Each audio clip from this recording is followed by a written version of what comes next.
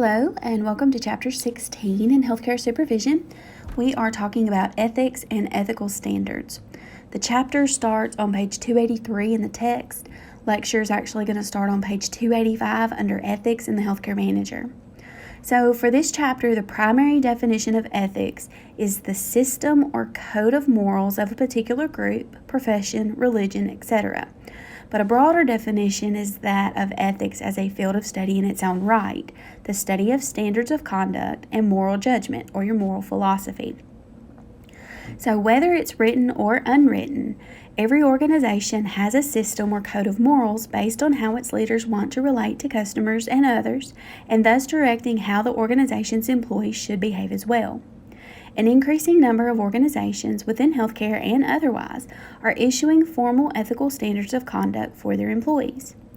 Individual occupations, notably the healthcare professions, likewise have published either standards prescribing the conduct of their members. In most instances, people admitted to membership in a profession agree to ascribe to these ethical standards of conduct as a condition of entry. Individuals also have standards of conduct, although for most people these standards must be inferred from their behavior.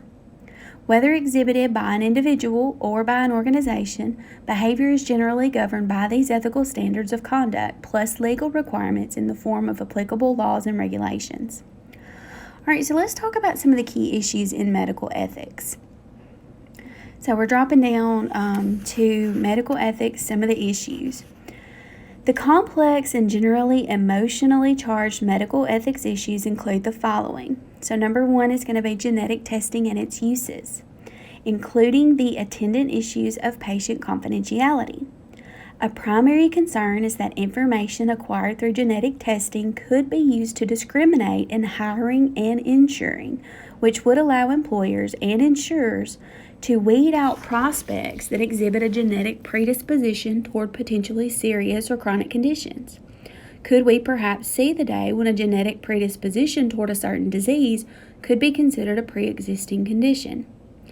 And then genetic manipulation, with supporting arguments citing that ability to eventually correct or prevent potentially serious conditions, and opposing arguments citing the dangers in attempting to do so, and questioning the morality of such manipulation. Cloning, with present claims of human cloning soon becoming practical, countered with arguments concerning the perceived dangers in this new evolving technology, and again, the morality of this process. And then reproductive freedom, which includes all facets of the abortion issue fraught with moral and religious arguments, and pitting concepts of individual rights against the rights of the unborn, plus consideration of sterilization and artificial methods of birth control, as well as prenatal diagnosis of fetal disorders. Patient self-determination. This is addressing the right of an individual to designate the extent to which he or she will be cared for under certain extreme circumstances, and generally to accept or refuse treatment, and the right to complete an advance directive as permitted by state law. There's a lot more text to read under that patient self-determination, so be sure to read that as well. And then our last one is the disclosure of HIV status. Since acquired immunodeficiency syndrome, AIDS, first emerged, disclosure of one's positive status for human immunodeficiency virus, HIV infection, has been a significant ethical issue. On one side is the public nature of AIDS and the desire to protect the general population.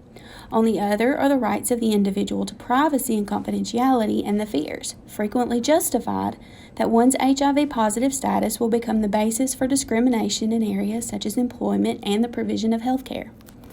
Fortunately for healthcare department manager, the known and anticipated medical ethics issues will in many instances be addressed by policies established by the institution's board of directors. For example, a hospital in which abortions are performed ordinarily have a policy exempting nurses who are opposed to abortion from participating in such procedures. All right, so dropping down to when business and medicine meet. So beginning in the 1960s, when concern over escalating healthcare costs first emerged and healthcare organizations were urged to adopt cost control practices, managers frequently heard statements such as, "A hospital should run like a business." Think about that statement. Should a hospital definitely be run like a business? There's surely no doubt that a great many sound business practices belong in a healthcare organization as well as any other enterprise. Consider, however, that running a healthcare entity of any size, from a solo medical practice to a major medical center, as a business has raised, or at least made more prominent, a number of ethical issues. So who receives service and who does not? Many will say that all deserve service according to their needs, but when there are more apparent needs than there is service capacity, who's going to determine who is served, and how will this be determined? And the second one, how much provider compensation is legitimate?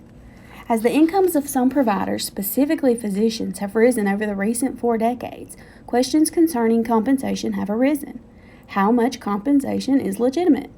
In defense of high fees and high earnings, some will point out the long, difficult, and costly education involved in becoming a physician. Those who defend high physician incomes will frown on those who question high medical fees, suggesting the people are putting a price on their health. Yet others will claim that one's health, precious indeed, is being held hostage to the ability to pay. And then lastly, how ethical is medical advertising? Not too many decades ago, it was generally considered unethical for professionals, especially physicians, dentists, and attorneys, to advertise. Can you imagine a day when we don't see attorneys advertising? Anyway, we hardly need to point out that today healthcare organizations, from individual practitioners to multi-hospital systems, advertise regularly. Few people find this practice unethical, any more than they find competition among providers to be unethical. Occurring gradually over a few decades, this change in practice illustrates perfectly how a set of ethical standards or a moral code can change with the times. And considerably more pertinent to the individual healthcare supervisor, however, are the business ethics governing the situations the supervisors encounters on virtually a daily basis. All right, so let's talk about business ethics and the healthcare organization. So we've got a lot of text to cover here. These slides are a little bit out of order. We have our listing here of the actual the issues that we're going to cover: regulatory compliance, conflict of interest, and then when we go down through the slides, you'll see some more information in the slides about that, but I'm not going to scroll back and forth. Okay, so regulatory compliance. An organizational commitment to integrity is often expressed in the form of a regulatory compliance program. As the name implies, the purpose of such a program is to ensure compliance with all applicable laws and regulations. Program emphasis, however, usually concerns compliance in billing and reimbursement from Medicare and Medicaid, other government programs, and private insurers. Many such programs are directed toward achieving thorough and accurate compliance with areas of concern that the Office of Inspector General of the Department of Health and Human Services has identified as receiving insufficient care and attention. That is, areas that are susceptible for fraud and abuse as well as error. And so among the areas of concern identified by DHS are the following: duplicate billing or billing for services not actually rendered, unbundling, which is the practice of submitting bills piecemeal to maximize payment for services or tests that would ordinarily be billed together, upcoding, to provide a higher rate than the code reflects the actual service, using a DRG code that provides a higher rate than the code that most accurately describes the service rendered, rendering outpatient services in conjunction with inpatient stays, filing false or erroneous cost reports, billing for discharge in lieu of transfer, limiting a patient's freedom of choice, failing to refund credit balances, utilizing incentives that violate anti-kickback regulations or other similar statutes, engaging in questionable financial arrangements between hospital and hospital-based physicians, participating in violations of the Stark Physician Self-Referral Law, and we're going to talk more about that, violating patient anti-dumping regulations, and knowingly failing to provide coverage services or necessary care to health maintenance organization members. All employees are responsible for understanding and complying with all laws and regulations applicable to their jobs, and the manager is responsible for ensuring that employees have all the information they need to enable them to do so. All right, so our second one on the list, conflicts of interest. An organization's employees most certainly have the right to engage in outside financial businesses or other activities as long as these activities do not interfere with the conscientious performance of their duties. Nevertheless, it is necessary to avoid both actual conflict of interest and any behavior that creates the appearance of conflicts of interest. A merely perceived conflict of interest is genuine to the perceiver. Conflicts of interest exist when employee loyalty is divided between an individual organization's responsibilities and any outside interest.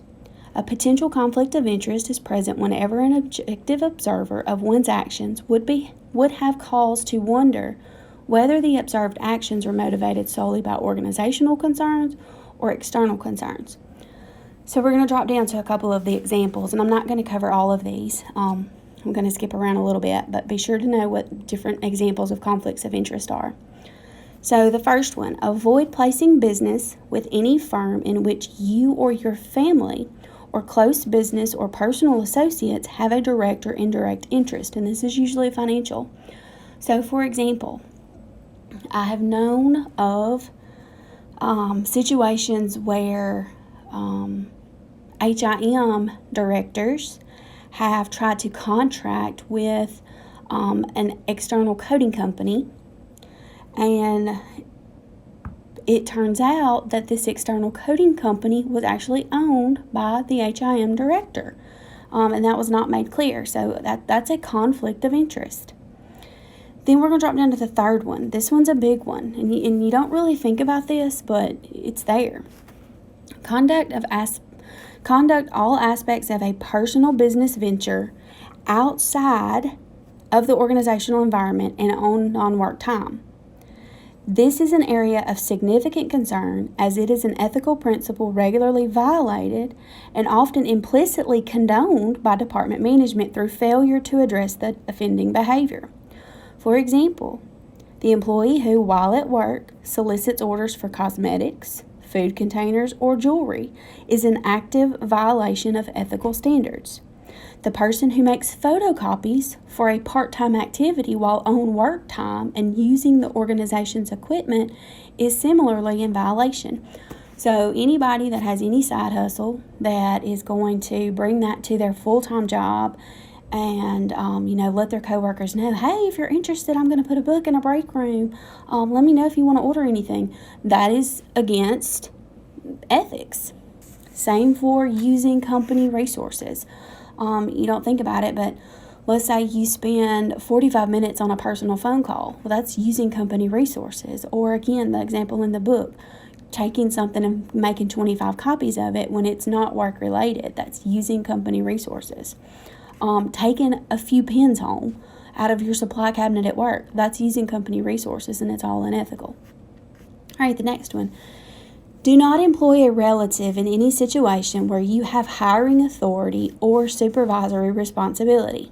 So, me as a manager, I had a part-time job open for the weekends, and my sister saw it, and she was like, oh, that sounds cool. I might be able to do that. And I'm like, nope, sorry, you can't do that. You can't work for me. I'm not putting myself in that situation. I'm not putting you in that situation. So there's nothing wrong with hiring family as long as they are qualified for the position and you're not discriminating against anyone else that applied for that position. That is legal. You can do that. Nepotism is not illegal. It is not. But if you have the direct hiring and firing authority, it's usually best just not to go that route because, again, there's those perceived conflicts of interest. All right, next one. Do not accept gifts exceeding the maximum value established by the organization. Limits may exist in amounts up to perhaps $50, but it's commonly lower. And never accept gifts of cash in any amount. I know of another situation where an HIM director actually allowed a vendor to pay their way to an Alabama State Information Management Association conference. And those conferences aren't cheap. They're usually a couple to a few $100s. And this vendor who was interested in moving into that facility paid for that director to attend that conference. So that is definitely a conflict of interest.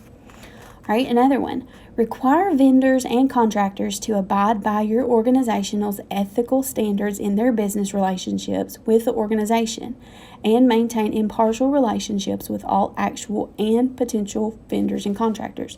So that one could be kind of the same, don't allow a vendor to pay for your registration, or, don't allow a vendor to just start trying to bring lunch in for your department all the time. It doesn't look good. All right, if in any doubt, always disclose the situation and seek resolution of an actual or potential conflict of interest before taking what might later be deemed an improper action. Questions concerning a potential conflict of interest can usually be addressed within the organization's Human Resources Department. All right, so again, we talked about fraud and abuse for Medicare and Medicaid. We talked about our conflicts of interest. We talked about organizational assets, telephones, computers, copiers. And then we're going to get over to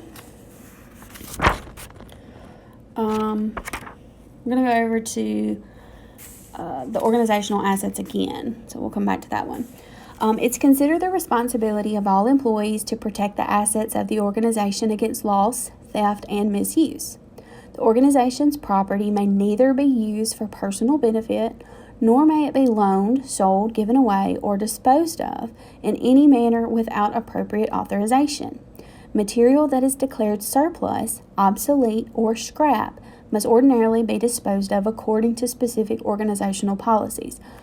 So let's just say, I don't know if any of you know what green bar paper is, but it's an old paper that had holes down the side, and you threaded it through a printer, and it would print these long legal sheets of paper, and it usually was just used for like data and, blah, blah, blah. Well, those printers aren't used anymore. Nothing prints on that anymore, but if you had stacks and stacks of that green bar paper, you're thinking, I could take a box of this home and my kids can use it to write on. Well, that's misusing an organizational asset. Whether it can be used, like it said, it could be obsolete, something that's not going to be used anymore. But you taking it is still not ethical. All right, so going over to referral practices, talking about self-referrals. This is on 290. The laws governing Medicare, Medicaid, and other federally sponsored programs prohibit the payment of any form of remuneration in return for a referral of patients. It also is illegal to induce the purchase of goods or services by Medicare or Medicaid for such referrals. The federal anti-kickback statutes imposes criminal penalties on individuals and organizations that knowingly and willingly seek or receive compensation in return for referring patients or arranging for the provision of services for which payment may be made under a federal health care program. The kinds of payments prohibited by the statute include kickbacks, bribes, and rebates. The self-referral law, which is the Stark Law, prohibits a physician with a financial relationship with an entity providing any designated health services from referring Medicare and Medicaid patients to that entity unless the service or relationship falls within the Stark Law's statutory exemption. The law also prohibits an entity from billing federal health care programs for items or services ordered by a physician who has a financial relationship with that entity. The Stark Law, in other words, sought to eradicate the practice of some physicians of referring or sending patients to other provider organizations. That could be clinical laboratories, radiology services, pharmacies, medical supply firms, etc., if they were owners in whole or in part. So, the foregoing may be incorporated in an organization's ethical standards of conduct in the following manner. No employee shall solicit, receive, offer to pay, or pay remuneration of any kind in exchange for referring or recommending referral of any individual to another person, department, or division of the organization for services or in return for the purchase of goods or services to be paid for by a federal program. No employee shall offer or grant any benefits to a referring physician or other referral source to secure the referral of patients or patient business. No physician shall make referrals for designated health services to entities in which the physician has a financial interest, either through ownership or a compensation arrangement. And no physician shall bill for services rendered as a result of an illegal referral. So, that's what self-referral is. All right, so now, moving down to political activity. It's common to find that in organizations' codes of conduct, an expectation that employees who participate in government through political activity will ensure that they are not seen as representing the organization in doing so. There is, in fact, a legal prohibition against political activity by not-for-profit hospitals and nursing homes and such. Participating in political activity can jeopardize the employer's tax-exempt status. Specifics in the Code of Conduct may include the following. I'm not going to read all of these. But an employee speaking out on public issues must avoid the impression or appearance of speaking for the organization. So let's think about this in modern times. Let's say something's going on at the hospital and it's political. Whether it's, like a abortion law or, issues with, insurance carriers, things like that. And I get on my Facebook soapbox and I start talking about how North Mississippi Medical Center should be doing this or is doing that and whatever. Well, that could put them in jeopardy. I can't speak for the hospital. And again, I'm not a political figure, but, let's say I worked at the hospital, but I was also a constable for a town or something like that. And then I, use my political capacity to talk about, healthcare things. That's a no-no. All right, so moving on to employee privacy. Although personnel files will ordinarily remain the property of the employer, the organization having a privacy policy in place will strictly limit access to personnel files to those having a legitimate need for the information. Such a policy will usually state that personnel information will be released externally only upon employee authorization or to satisfy legitimate legal requirements, so if there are court orders or a subpoena for the information. And then patient confidentiality. Patient records, results of tests, diagnoses, and any other information relating to or concerning individuals to whom the organization is providing or has provided service should be held in the strictest confidence. It is considered a violation of the Ethical Code of Conduct to reveal patient information to anyone outside of the organization without the express written authorization of the patient, or a court order or other appropriate legal instrument. So again, patient confidentiality, do not be sharing information. All patient information is subject to the strictest need-to-know criteria. All right, admitting and caring for patients. The health facility's ethical code of conduct will customarily require the organization and its employees to do the following. So admit and care for persons without regard to their race, color, creed, national origin, or economic status, accepting and treating all with a caring response to their needs. Provide each patient a Bill of Rights.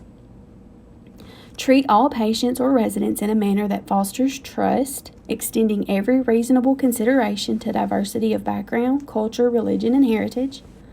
Involve patients whenever possible in decisions regarding their treatment and assist them in understanding proposed treatments and potential risk and outcomes.